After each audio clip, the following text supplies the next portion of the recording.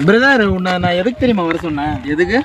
நான் வந்து யூடியூப்ல வீடியோ போட்டுன்னு இருக்குல்ல. ஆமாம். நானும் எத்தனையோ விதமான வீடியோவெல்லாம் போடுறேன். வியூவர்ஸ் போகிறதில்ல. நான் ஒரு நாள் திருப்பத்தூர் ஹோட்டலில் பிரியாணி வாங்கிட்டு வந்து பார்சல் வாங்கி சாப்பிட்றத வீடியோ போட்டேன். பயங்கரமாக வியூவர்ஸ் போயிடுச்சு பிரதர். அதாவது சாப்பிட்றது மட்டும் தான் வியூவர்ஸ் போகுது, மற்றதெல்லாம் போக மாட்டேங்குது. என்ன பண்ணுறது பிரதர்? இப்போ டெய்லி அதே மாதிரி பிரியாணி வாங்கி போடு, சாப்பிடு, வியூவர்ஸ் போவோம். பிரதர் டெய்லி வாங்கணும்னா காசு வேணும்ல பிரதர். டெய்லி பிரியாணிக்கு காசுக்கு எங்கே போகிறது? அதுவும் சரி தான். அப்போ கடை வச்சிரு. பிரியாணி கடையா? ஆமாம். இப்போ நம்ம இந்த யூடியூப்பை நம்பி பிரியாணி கடை வச்சு அப்புறம் யூடியூப்பில் லாஸ் ஆகிட்டேன். அதே அப்படி நம்ம தான் பிரியாணி வீடியோ போட்டாலே வியூவர்ஸ் அதிகமாக போகுது. கடையிலே எனி டைம் கடை ஓப்பன் பண்ணி வச்சு பிரியாணியாக போட்டிருந்தாக்கா வியூவர்ஸ் அதிகமாக போகுது. அதுவும் correct idea, good idea brother.